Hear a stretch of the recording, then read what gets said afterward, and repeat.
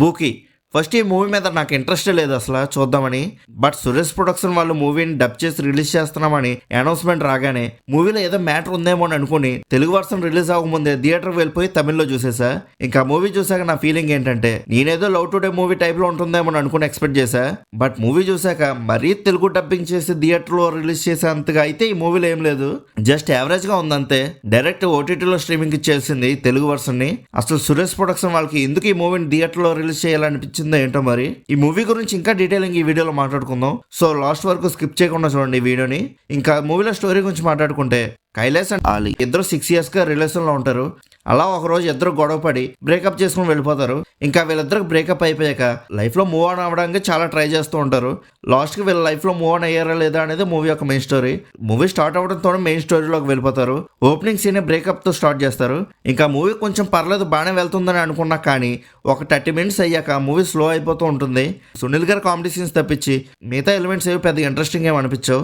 First half ఏదో అలా వెళ్ళిపోతూ ఉంటుంది అంతే. పోనీ సెకండ్ హాఫ్ అయినా వర్కౌట్ అవుతే బాగుందని అనుకున్నా కానీ సెకండ్ హాఫ్ కూడా ఇంచుమించు ఫస్ట్ హాఫ్ లానే అనిపించింది.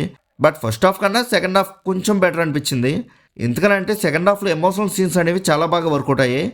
హీరో తన తప్పు తను తెలుసుకునేది కానీ క్లైమాక్స్ లో బీచ్ సీన్ కానీ ఎక్సలెంట్ గా అనిపించాయి. ఇంకా సెకండ్ హాఫ్ లో కామెడీ అయితే ఏదో అలా ఉందంతే, నవ్వురా అన్నట్టు. అండ్ ఈ మూవీ డైరెక్టర్ సింబు ఫ్యాన్ అనుకుంటా. సింబు గారు రియల్ లైఫ్ లో చెప్పిన కొన్ని డైలాగ్స్ ని మూవీలో బీభత్సంగా వాడేశారు. కానీ సీన్స్ కి తగ్గట్టుగా పర్ఫెక్ట్ గా సెట్ అయ్యాయి. ఫోర్స్డ్ గానీ ఎక్కడా అనిపించలేదు. మనకి ట్రైలర్ లో విజయ్ ఆంటనీ గారిని హీరో అండ్ హీరోయిన్ లవ్ స్టోరీకి విలన్ కింద చూపించారు కదా. కానీ మూవీ స్టోరీకి విజయ్ ఆంటనీ గారికి అసలు సంబంధమే ఉండదు. జస్ట్ ఒక సాంగ్ లో వచ్చి వెళ్ళిపోతారు అంతే, గెస్ట్ అపియరెన్స్ లాగా. అంతేగాని సెపరేట్ గా హీరోకి గానీ హీరోయిన్ గానీ అసలు ఒక్క సీన్ కూడా ఉండదు. జస్ట్ మనల్ని థియేటర్ రప్పించడానికి చిన్న ట్రిక్ యూస్ చేశారంతే. ఇంకా యాక్టర్స్ పర్ఫార్మెన్సెస్ గురించి మాట్లాడుకుంటే అందరూ చాలా బాగా చేశారు. విజయ్ ఆంటనీ గారి సాంగ్స్ అండ్ బీజిఎమ్స్ అయితే చాలా బాగున్నాయి. మూవీలో ఎడిటింగ్ స్టైల్ కూడా కొత్తగా అనిపించింది. ఇంకా ఓవరాల్ గా మూవీ ఎలా ఉందని అడిగితే జస్ట్ యావరేజ్ గా అనిపించింది అంతే. మరీ థియేటర్కి వెళ్ళి చూసే అంత మూవీ అయితే కాదు. ఓటీటీలో ఒకసారి ట్రై చేయొచ్చు అంతే. ఒకవేళ మీరు విజయ్ ఆంటనీ గారి మ్యూజిక్ ఫ్యాన్ అయితే ఒకసారి ట్రై చేయొచ్చు మూవీని థియేటర్లో.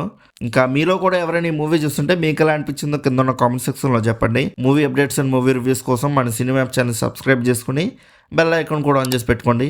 మళ్ళీ మనం నెక్స్ట్ వీడియోలో కలుసుకుందాం. బాయ్.